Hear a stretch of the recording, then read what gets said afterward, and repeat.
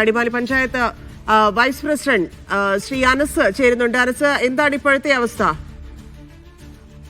നമുക്ക് ഇപ്പോ വീടിന്റെ ഉള്ള ചേച്ചിനെ നമ്മൾ കണ്ടിട്ടുണ്ട്, ആളെ കണ്ടു.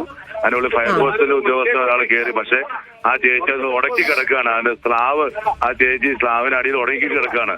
പിന്നെ ചേട്ടനെ കണ്ടു കിട്ടിയിട്ടില്ല. ഈ ചേച്ചിനെ മാത്രമാണ് ഇപ്പൊ നമ്മൾ പുറത്തുനിന്ന് കാണാൻ സാധിക്കുകയുള്ളൂ. ഏകദേശം 6ഓളം വീടുകൾ പൂർണ്ണമായും മണ്ണിനടിയിലാണ് മണ്ണിനടിയിലാണ്. ഏകദേശം 6ഓളം വീടുകൾ മണ്ണിനടിയിലാണ്. ഫയർഫോഴ്സ് ഉദ്യോഗസ്ഥർ അതിനുള്ളിൽ കയറിയിട്ടുണ്ട്, ശ്രമിക്കുന്നുണ്ട് എടുക്കാൻ. പക്ഷെ അതില് നമ്മൾ മണ്ണ് വന്ന് മേളിലേക്ക് വീട് ഇരുന്നു പോയി. ആ സ്ലാബ് കോൺക്രീറ്റ് ഇടിഞ്ഞതാണോ പ്രശ്നമായത്? ഇത് ഉയർത്താനുള്ള ബുദ്ധിമുട്ടാണോ? ഉയർത്താനോ, ഒന്നാമത് ഇവിടെ റെസിഡൻഷ്യൽ കോളനിയാണ്. ഇതിനുള്ളിലേക്ക് വണ്ടി കയറി വരില്ല. അപ്പൊ JCB ഇപ്പൊ കടന്നു വന്നിട്ടുള്ളൂ വണ്ടി ഉയർത്തി. ഇത് മുകളിൽ നിന്നുള്ള മണ്ണ് എടുത്തു വന്ന് വീടിന്റെ മേളിലേക്ക് ചാടി വീട് ഇരുന്നു പോയി. ഇത് മൊത്തം പൂർണ്ണമായിട്ടും വീടിന്റെ മുകളിൽ മണ്ണാണ്.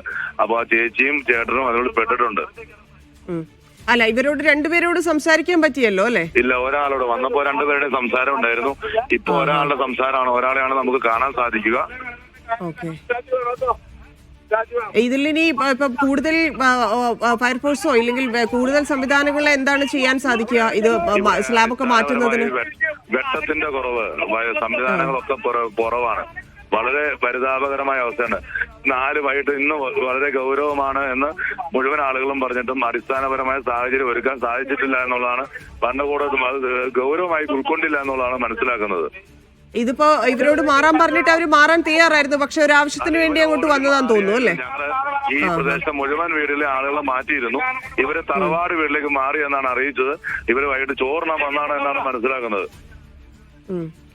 ഇതില് ഇനിയിപ്പോ കൂടുതൽ മണ്ണ് ഇടിയാനുള്ളൊരു സാധ്യത ഇപ്പോഴുണ്ടോ? അവിടെ ആളുകളൊക്കെ നിൽക്കുന്നത് വലിയ ബുദ്ധിമുട്ടാണോ? മണ്ണ് ഇനിയും ഇടിയാനുള്ള സാധ്യതയിലാണ് പോയിക്കൊണ്ടിരിക്കുന്നത്. ഏകദേശം 150 അടിയോളം വളരെ പ്രതിസന്ധി തന്നെയാണ്. ഏകദേശം കിട്ടാനും വാൾ ഉൾപ്പെടെ താഴേക്ക് പോന്നിട്ടുണ്ട്. വളരെ പ്രതിസന്ധിയിലാണ്. ഇതിപ്പോ ഇനിയിപ്പോ എന്താ ചെയ്യാൻ സാധിക്കുക? കാരണം ക്യാമ്പിൽ 10-22 കുടുംബങ്ങൾ ക്യാമ്പിലുണ്ട്. ചെയ്യാനുള്ള സാഹചര്യം നമുക്ക് വെട്ടത്തിന്റെ പോരായ്മ, മറ്റു അടിസ്ഥാന സൗകര്യങ്ങൾ കുറവാണ്. അപ്പൊ അതിനുള്ള ശ്രമങ്ങൾ നടക്കുകയാണ്. ഇനിയിപ്പോ ഈ വീട്ടിൽ നിന്ന് ആദ്യം നമ്മൾ ആ ചേച്ചിയെ രക്ഷിക്കാനുള്ള നടപടികളാണ് നാട്ടുകാരും ഫയർഫോഴ്സും പോലീസും എല്ലാം കൂടി ചെയ്തുകൊണ്ടിരിക്കുന്നത്. ശരി, വളരെ നന്ദി അനസ് ഇബ്രാഹിം സംസാരിച്ചതിന്. അദ്ദേഹം പറഞ്ഞതുപോലെ അതിന്റെ ശ്രമങ്ങൾ നടത്തിക്കൊണ്ടിരിക്കുകയാണ്. ഈ വീട് ഇടിഞ്ഞത് വലിയ ബുദ്ധിമുട്ടാണ്. ആ സ്ലാബ് അത് ഉയർത്താൻ സാധിക്കുന്നില്ല എന്നാണ് പറയുന്നത്. അത് ഉയർത്തിയാൽ മാത്രമേ മണ്ണ് മാറ്റി അവരെ പുറത്തേക്ക് എത്തിക്കാൻ സാധിക്കുകയുള്ളൂ. സന്ധ്യയുമായിട്ട് സംസാരിക്കാൻ സാധിച്ചിട്ടുണ്ട്, പക്ഷേ സന്ധ്യയുടെ ഭർത്താവുമായിട്ട് സംസാരിക്കാൻ സാധിച്ചിട്ടില്ല. തുടക്കത്തിലെ അവരുമായിട്ട് കമ്മ്യൂണിക്കേറ്റ് ചെയ്യാൻ പറ്റിയിരുന്നു, പക്ഷേ ഇപ്പോൾ ഒരാളെ മാത്രമേ കാണുന്നുള്ളൂ എന്നാണ് അറിയുന്നത്. അവിടെ കോൺക്രീറ്റ് പാളിയെല്ലാം ഉയർത്താനുള്ള ശ്രമങ്ങളാണ് നടന്നുകൊണ്ടിരിക്കുന്നത്. കൂടുതൽ മണ്ണിടിച്ചിലിനുള്ള ഒരു സാധ്യതയും പറയുന്നുണ്ട്. അവിടേക്ക് കൂടുതൽ രക്ഷാപ്രവർത്തനത്തിന് സഹായങ്ങൾ ആവശ്യമുണ്ട് എന്നുള്ളൊരവസ്ഥയാണ്. കാരണം അവർക്ക് ഇപ്പോൾ ലഭ്യമായിട്ടുള്ള കാര്യങ്ങൾ വെച്ചൊന്നും ചെയ്യാൻ സാധിക്കുന്നില്ലാത്തൊരവസ്ഥയുണ്ട്. കാരണം വെളിച്ചത്തിന്റെ കുറവുണ്ട്, മറ്റുപകരണങ്ങളുടെ കുറവുണ്ട്. അതൊക്കെ ഉണ്ടെങ്കിൽ മാത്രമേ എല്ലാവരുടെയും കൂടി ശ്രമത്തിന്റെ ഭാഗമായി ഇത് ഉയർത്താൻ സാധിക്കൂ എന്നാണ് മെമ്പർ നേരത്തെ നമ്മളോട് പറഞ്ഞത്. 2 പേരാണ് അവിടെ കുടുങ്ങിക്കിടക്കുന്നത്. ഒരു കുടുംബത്തിലെ 2 ആളുകളാണ്. അവർ നേരത്തെ മാറി താമസിച്ചിരുന്നതാണ്. ക്യാമ്പിലേക്കല്ല, മറ്റൊരു വീട്ടിലേക്ക് അവർ മാറി താമസിച്ചതാണ്. ആവശ്യത്തിന് വേണ്ടി വീട്ടിലേക്ക് എത്തിയപ്പോഴാണ്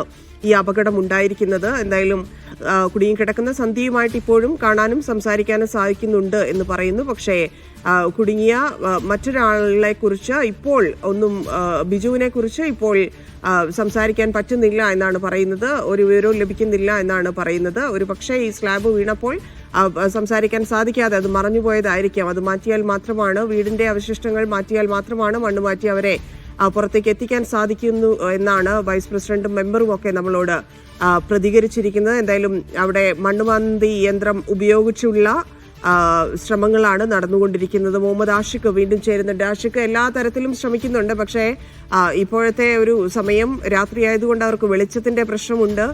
മാത്രവുമല്ല കൂടുതൽ എക്യുപ്മെന്റ്സിന്റെ ആവശ്യമുണ്ടെന്നൊക്കെ തോന്നുന്നു. കാരണം സ്ലാബൊക്കെ മാറ്റിയിട്ട് വേണം ഈ മണ്ണ് മാറ്റാനെന്നൊക്കെയാണ് നേരത്തെ വൈസ് പ്രസിഡന്റ് നമ്മളോട് പറഞ്ഞത്. അപ്പം അത്രയും ദുഷ്കരമാണ് കാര്യങ്ങൾ എന്ന് മനസ്സിലാക്കുന്നു. 2 പേരോടും തുടക്കത്തിലേ സംസാരിച്ചിരുന്നു, പക്ഷേ ഇപ്പോൾ സന്ധ്യയോട് മാത്രമാണ് സംസാരിക്കാൻ സാധിക്കുന്നത് എന്നും പറയുന്നുണ്ട്. എന്താണ് നിലവിലെ സ്ഥിതി?